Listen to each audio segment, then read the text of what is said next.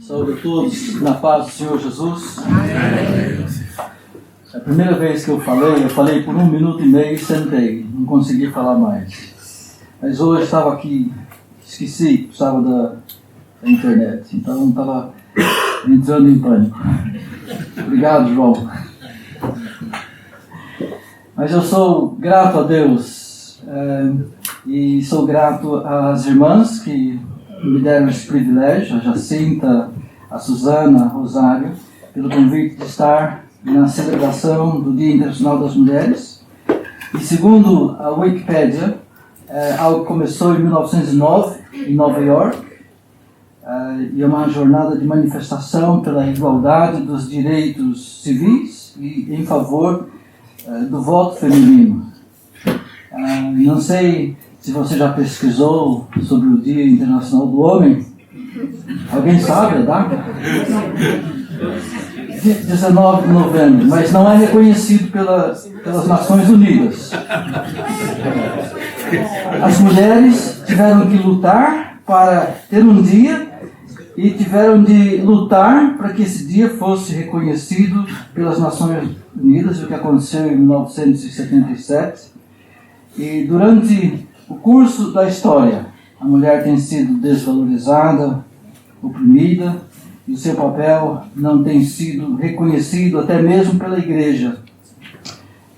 Em 1 Pedro 3,7 nos diz: respeitem-nas, pois têm parte convosco no privilégio da vida eterna.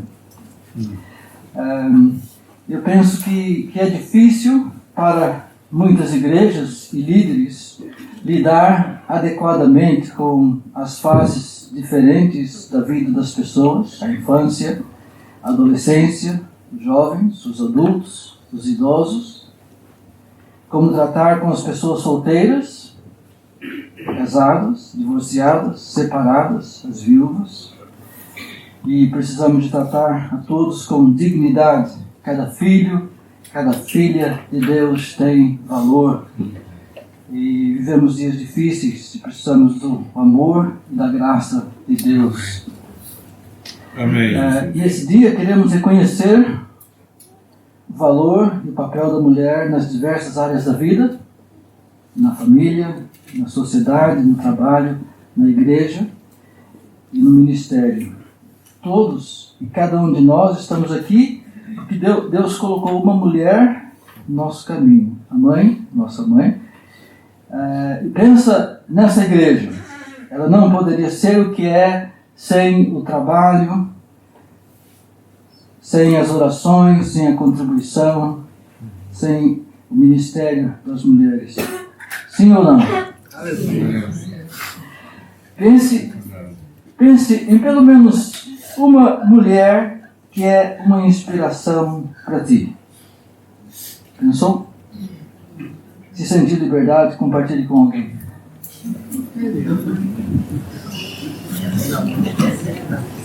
Minha mãe. Compartilhou? Pensou? A irmã falou que ela sente a inspiração de mulheres e irmãs na vida dela, né? E é bom parar e reconhecer. Então, vamos ter isso em mente e vamos também lembrar de outras pessoas que fazem parte da igreja. Há um texto. Ok, então, pois, pela fé que vos une a Jesus Cristo, são todos filhos de Deus. Com efeito, todos os que foram batizados em Cristo revestiram-se das qualidades de Cristo. Não há diferença entre judeus e não judeus, entre escravos e pessoas livres, entre homem e mulher.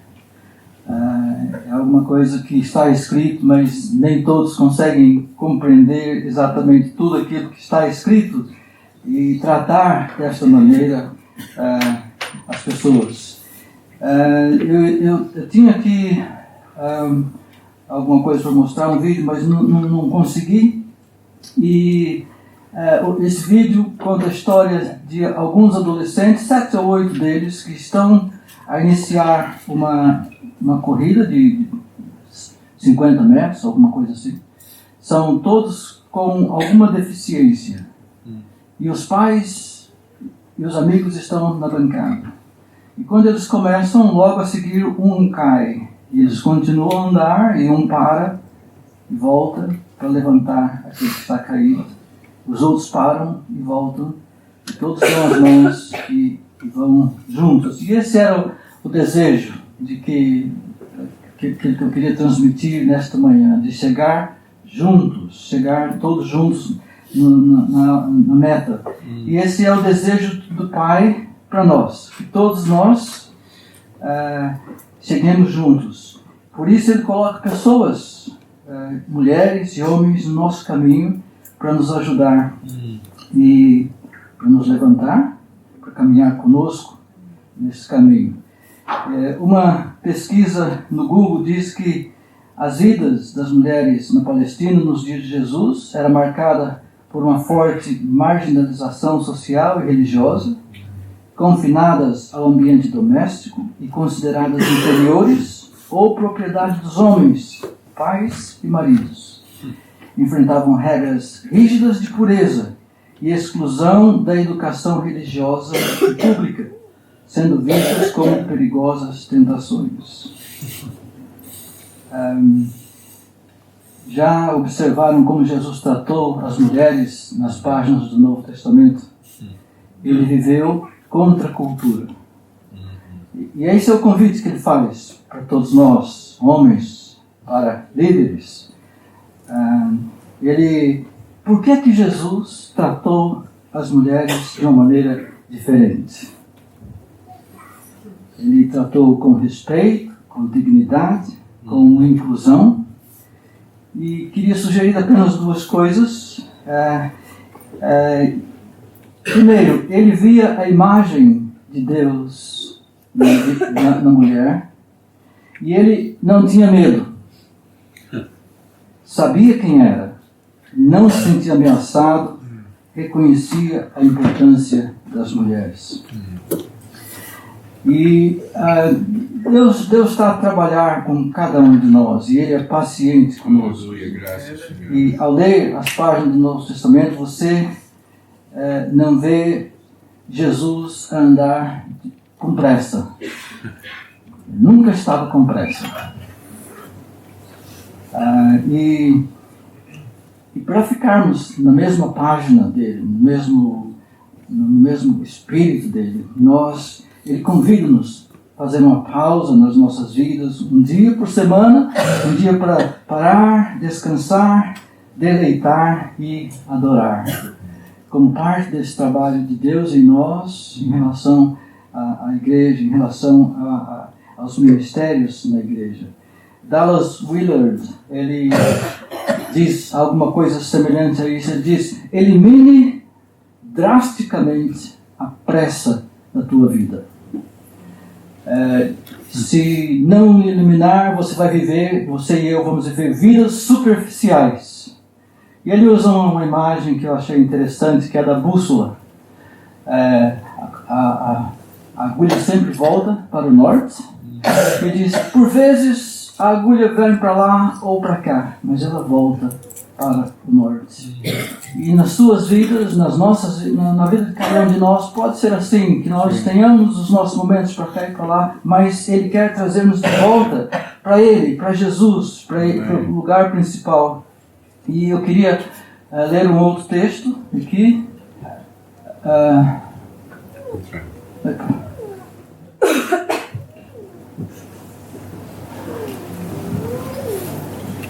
Alguém pode...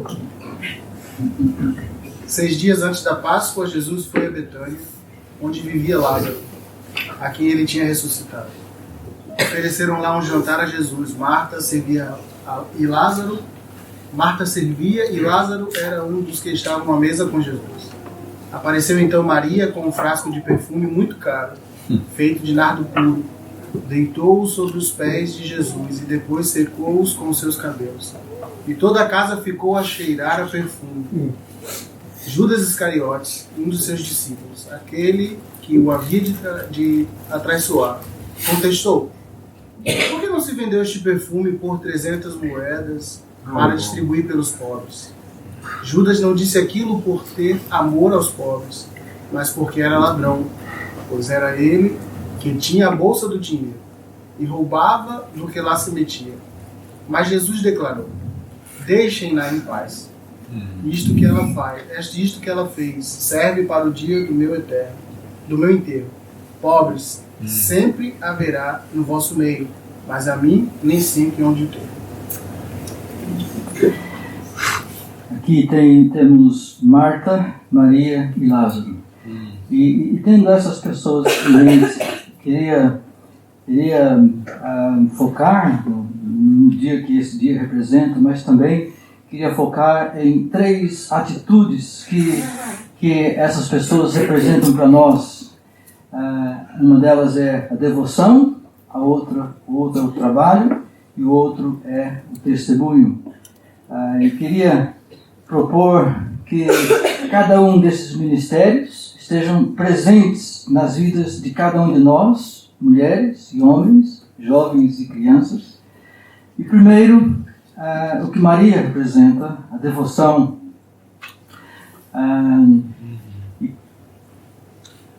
Quando há devoção, quando você escolhe, por exemplo, um emprego, você está dizendo não a outros empregos. Quando você escolhe um curso, está dizendo não a outros cursos. E depois de algumas escolhas menos felizes na minha vida, chegou um dia que eu também tinha que escolher, e eu escolhi a Ângela. Ela ganhou o meu coração. Então, é uma escolha. Maria fez uma escolha que exclui as outras. Quando Maria sentou-se aos pés de Jesus, aquela era uma escolha exclusiva. Ela demonstrava a sua devoção a Jesus. Glória a Deus.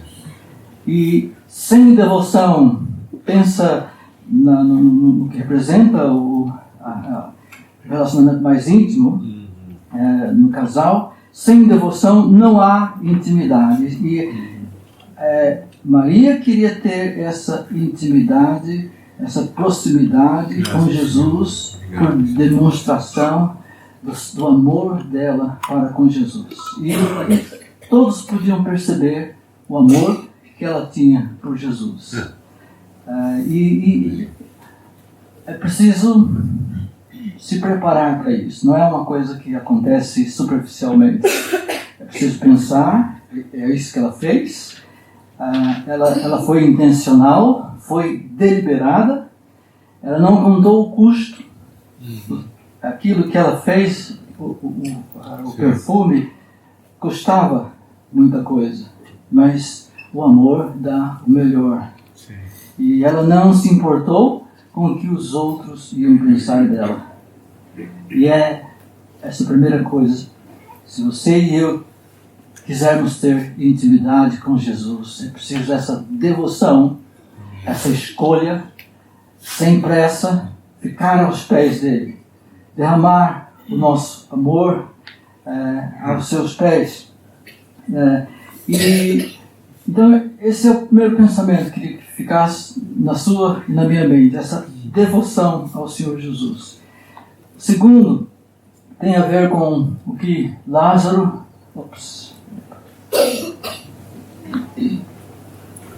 o que Marta representava, tá?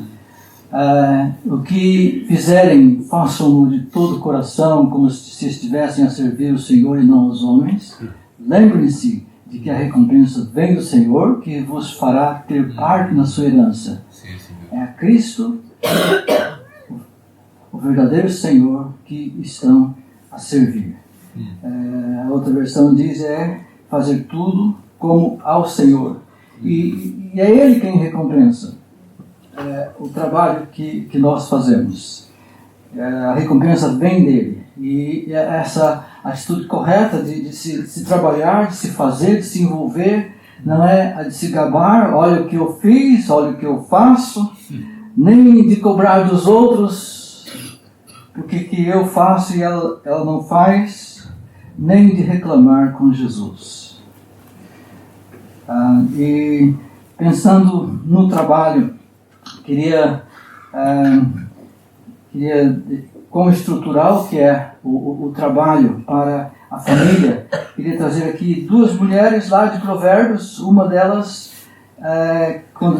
quando abre a boca, sempre tem algo importante a dizer, e sempre o diz com toda a gentileza.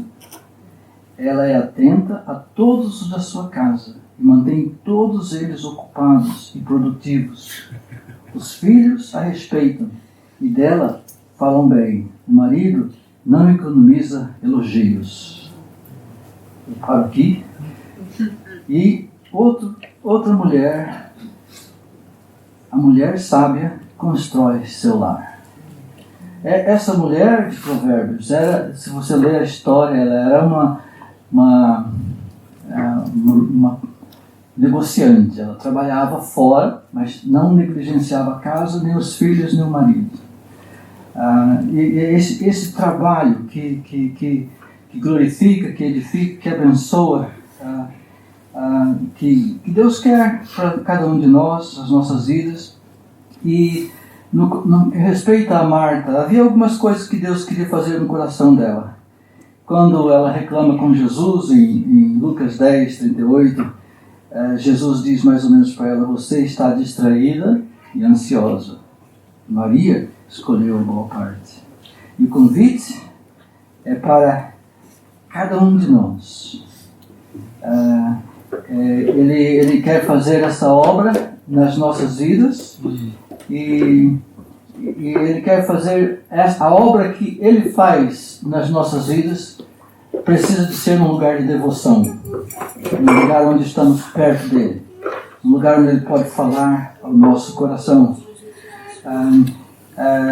Aqui em João, a atitude de Marta já é uma atitude diferente da outra atitude. E havia, nas nossas vidas, na sua vida, na minha vida, há mudanças que nós podemos fazer, hábitos que nós podemos mudar.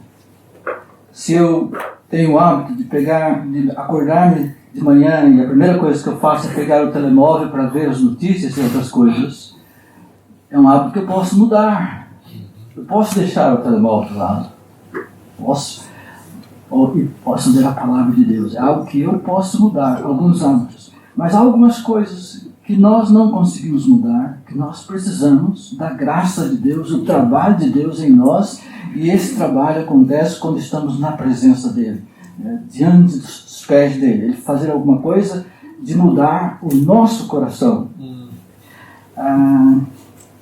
Aquelas coisas que acontecem, essas mudanças profundas e estruturais para o nosso caráter, que só acontecem na presença de Deus. Aquela atitude que Jesus diz, né? Deixa eu tirar o cisco do teu olho, né? E esquecer daquilo que nós temos. E achar que sempre a falha do outro é maior e a minha é menor. Mas é na presença dele que nós vemos essas coisas, que ele pode ajudar-nos a ver. Há um livro chamado Os Segredos do Lugar Secreto, que é aquilo que Jesus diz: quando você entra, fecha a tua porta e lá em secreto fala com o Pai. E nesse lugar de falar com o Pai, de deixar o Pai ministrar ao coração, mudar o caráter, para fazer-nos mais parecidos com Jesus, mudar aquelas coisas que nós não conseguimos mudar, mas que a graça dele, o Espírito, a palavra, a presença dele ajuda-nos a mudar. E a terceira coisa tem a ver com o que Lázaro fez. O que é que Lázaro fez? Ele não fez muito, né? Ele estava presente. Aparentemente ele não falou nada, nem fez nada. Ele era uma demonstração muito clara do que Jesus tinha feito na vida dele. E quando as pessoas conseguem ver o que Jesus fez na sua vida ou na minha vida, esse é um testemunho poderoso. Amém. Não é o que ele fez, foi o que Deus fez na vida dele. E uma das coisas que Deus quer fazer nas nossas vidas é transformar-nos de modo que nós fiquemos mais semelhantes ao seu Filho amado Jesus Cristo. E um dos caminhos que Deus usa para fazer isso é o caminho do confronto. Algo que ele fez com Pedro, quando Pedro diz: todos podem te negar, eu não. Jesus disse: hoje você vai me negar 3 vezes. Confrontou. Ou quando ele confronta Marta: Marta, você está ansiosa, ele está a confrontar. E esse é um trabalho de Deus em nós, quando ele nos confronta naquelas áreas que nós precisamos que ele trabalha conosco, mas nós não gostamos. Ou alguém aqui gosta. Há vários anos atrás, quando nós ainda tínhamos uma escola de inglês lá em Mondim, há uma irmã da Igreja Católica chamada Maria José, que alguns de vocês a conhecem. Ela confrontou-me quando eu ia buscar a Ângela na escola, porque isso estou falando há cerca de 15 anos atrás, algum tempo atrás. Deus já mudou muito na minha vida, mas naquele tempo eu ia com o carro e parava em frente à escola e buzinava. E eu ficava lá e falando para a Ângela vir da maneira como eu estava querendo. E essa irmã, Maria José, diz: você é impaciente. Eu fiquei envergonhado, sabendo que o fruto do Espírito é paciência. Eu não estava a expressar o fruto do Espírito. Mas o que foi com que eu caísse em mim para ver que eu precisava de ser mudado lá naquele lugar secreto da presença do Pai pelo Espírito, era esse confronto que me ajudava a ver o que precisava de ser mudado, se eu quisesse expressar mais da graça e do amor de Jesus na minha vida. Eu estava a falar com um amigo recentemente, e ele estava a levar o filho para a escola, e estava atrás de um trator. Ele era o 4º carro, 3 na frente, a estrada estreita, e aquela impaciência dele. Um carro passa, o segundo passa, ele é o 3º carro, ele só tem mais um carro na frente dele, e então ele esperou um pouco que aquele carro ultrapassasse o trator, mas ele não fez. Então ele deu a seta e entrou. Quando ele entrou, um carro passou do lado esquerdo dele, e ele: falou um nome e buzinou. E o filho, o desejo dele era ultrapassar o carro e o trator, alcançar o outro carro e dizer uma ou duas coisas para aquele motorista. E aí o filho diz: pai, mas assim todos vão saber que o senhor não gosta de tratores.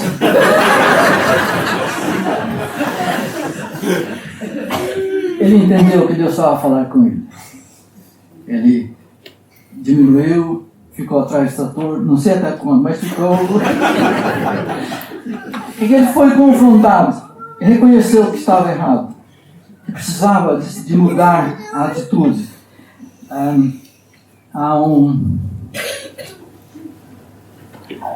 Esse texto de Tiago: façam disso uma prática comum, confessem seus pecados uns aos outros e orem uns pelos outros, para que vocês possam viver juntos, integrados.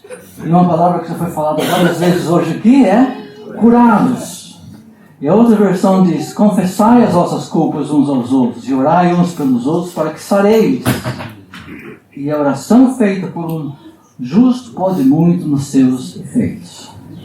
Você já notou que Jesus chama o pecado de doença, quando ele diz: eu não vim chamar os sãos, eu vim chamar os doentes. E ele quer curar a doença. E hoje já foi falado um pouco aquilo que Romanos fala: o poder, o pecado não pode ter poder nas nossas vidas. O poder do pecado é quebrado nas nossas vidas por uma lei mais forte, a lei do Espírito de vida. E Ele quer que você e eu sejamos assim.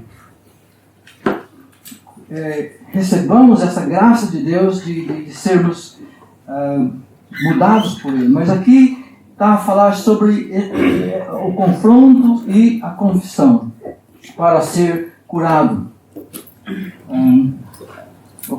Não é que eu...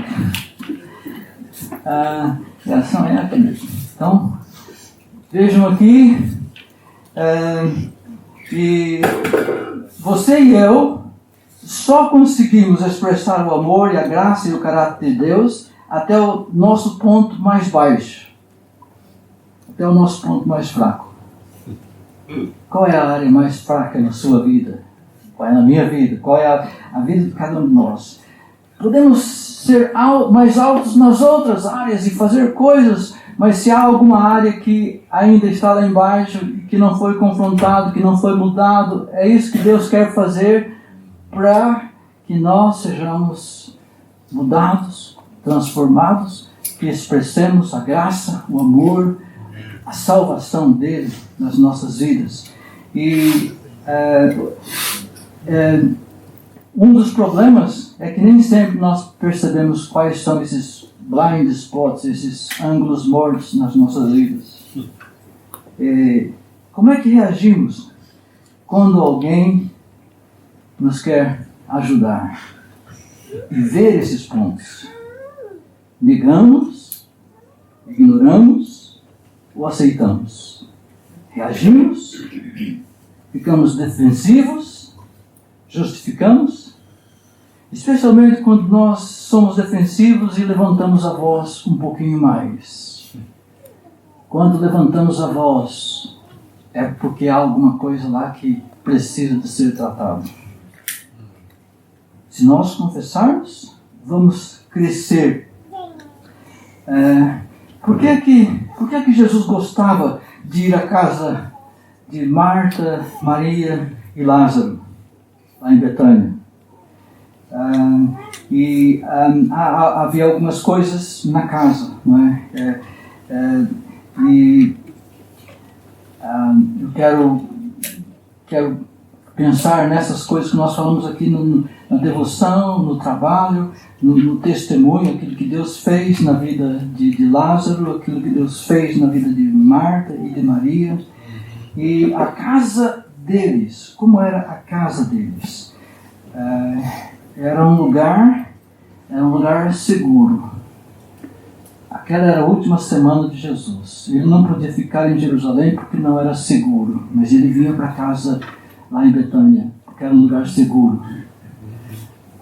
E é esse pensamento, né, das nossas casas serem lugares seguros, onde as pessoas podem vir, podem receber alguma coisa.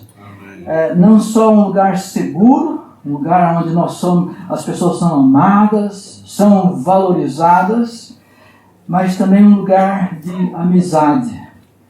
Jesus amava aqueles três queridos daquela casa. Havia conversas, havia risos, havia uma descontração, havia amizade naquela casa. Também era um lugar de hospitalidade, onde as pessoas se sentiam bem-vindas. Jesus não ia só, ele ia com um montão de discípulos com ele, mas eles eram bem-vindos naquela casa. E Marta preparando a comida, o valor do trabalho nesse sentido da casa, na hospitalidade. Também um lugar de generosidade, um lugar de adoração. E esse lugar de adoração, que é um lugar também onde ela deu generosamente daquilo que ela tinha. Para além de ser um lugar de adoração, também é um lugar de ações proféticas. Aquilo que ela estava a fazer. E Jesus, ela foi criticada, Jesus diz, ela fez isso por causa daquilo que ainda vai acontecer. Ela está a fazer isso por causa do dia do meu enterro. Era uma ação profética. E eu estava a lembrar de uma situação nas nossas vidas antes de nós nos casarmos, nós fomos visitar uma igreja na cidade de Carlisle, no norte da Inglaterra, e encontramos uma irmã lá e ela fez a pergunta se a minha mãe estaria vindo para o nosso casamento. E o preço da passagem era mais ou menos 800 libras, e não tinha nem pensado nisso, não é? Que era muito caro. E ela pegou uma oferta de 8 libras no meio da rua, levantou a mão e disse: Senhor, abençoe e multiplica essa oferta. E deu a oferta. É uma semente, um ato profético que fez com que a nossa mãe viesse e Deus providenciasse. Mas pensa nessa casa, nesse lugar onde há uma cooperação entre o homem e a mulher, entre o casal, para criar esse espaço seguro, para criar esse espaço onde há amizade, um lugar de hospitalidade, um lugar de adoração ao Senhor e um lugar de ações proféticas. Amém. Para com os filhos, para com os netos, para com outras pessoas que visitaram. Então, irmãos, eu quero ficar por aqui e orar para que Deus possa abençoar cada um de vocês, abençoar a igreja, abençoar as mulheres neste dia.